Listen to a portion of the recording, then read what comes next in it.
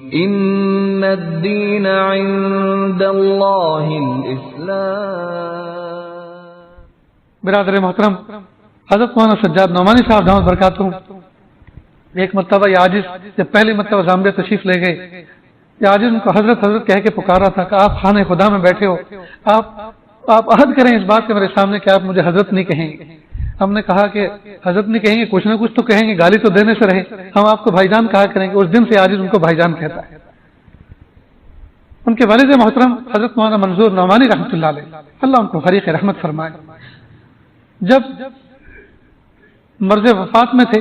یعنی جس مرض میں ان کا انتقال ہوا اور زندگی کے آخری دن تھے، دہلی سے حضرت مولانا سجاد صاحب دامت برکاتہ ان کو لے کر جا رہے تھے لکھنؤ کی طرف۔ انہوں نے کہا بھائی پتہ نہیں زندگی کے دن وفا کریں نہ کریں، اب جو ہے شاید دلی کا یہ آخری سفر ہے، مجھے مرکز نظام الدین لے کر چلو، میں حضرت مولانا انعام الحسن صاحب سے آخری ملاقات کر لیتا ہوں۔ چنانچہ ایمبیسیڈر گاڑی تھی، اس میں سے کچھ سیٹ نکال رکھی تھی، نیچے بستر لگا رکھا تھا، وہاں لے کر گئے جہاں سے اکابر مشائخ کا راستہ ہے، جہاں دیگ وغیرہ تیار ہوتی ہیں مطبخ کی طرف، ادھر گاڑی لگائی گئی۔ حضرت جی کو اطلاع دی، حضرت خود تشریف لائے کہ وہ اوپر نہیں آئیں گے، میں خود نیچے آؤں گا۔ چنانچہ نیچے آئے، دیکھ کر زار و قطار رونے لگے، دونوں ایک دوسرے کو دیکھ کر رو رہے تھے۔ پھر حضرت مولانا منظور نعمانی رحمۃ اللہ علیہ نے فرمایا، حضرت مولانا انعام الحسن صاحب رحمۃ اللہ علیہ سے، حضرت زندگی کا قیمتی حصہ غفلتوں میں گزر گیا اور دامن بالکل خالی، جھولی بالکل خالی،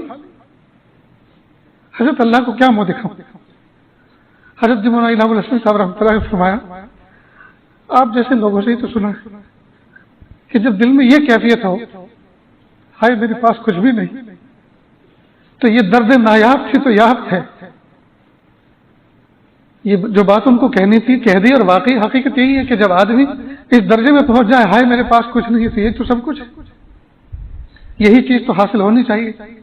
پھر کہا حضرت میں آپ کو کیسے یقین دلاؤں کہ میرے پاس کچھ بھی نہیں، میں آپ کو کیسے یقین دلاؤں کہ میرے پاس کچھ بھی نہیں۔ اور اتنا کہہ کے خوب زار و قطار روئے، اور جو بھی کھڑے تھے وہ سارے کے سارے رو رہے تھے۔ دوستوں، جو زندگی میں سب کچھ کر گئے، ان کو زندگی کے آخر میں یہ درد نصیب ہوا کہ ہائے میرے پاس کچھ بھی نہیں، ہم نے تو ابھی کام بھی شروع نہیں کیا، اپنی زندگی کے بنانے کا بھی کوئی کام بھی شروع نہیں کیا، اور ہم اپنے آپ کو سب کچھ سمجھ بیٹھے، ہم اپنے آپ کو سب کچھ سمجھ بیٹھے۔ دوستو، یہ تو بڑی قصور کی بات ہے۔ اس لیے آج کے اس محفل میں اللہ سے یہ مانگے، پیارے اللہ ہمیں دید قصور عطا فرما دیجیے، پیارے اللہ ہمیں آئینہ دکھا دیجیے، ہمیں حقیقت سمجھا دیجیے، پیارے اللہ ہم سفید پہن کر چند کتابیں پڑھ کر چند باتیں اگر کسی کو سمجھانے والے بن گئے، دو باتیں دین کی سمجھنے والے بن گئے تو ہم اپنی قیمت لگا بیٹھے ہیں، ہم اپنے آپ کو سمجھ رہے ہیں کہ ہم باکمال ہو گئے ہیں۔ پیارے اللہ یہ ہمارا بہت بڑا قصور ہے، کہ اللہ اس قصور کی بھی اصلاح فرما دیجیے، اور جو بھی ہمارے اندر غلطیاں کمی کوتاہیاں پنپ رہی ہیں، پیارے اللہ آپ ان کی بھی اصلاح فرما دیجیے، ان پہ بھی ہمیں مطلع فرما دیجیے۔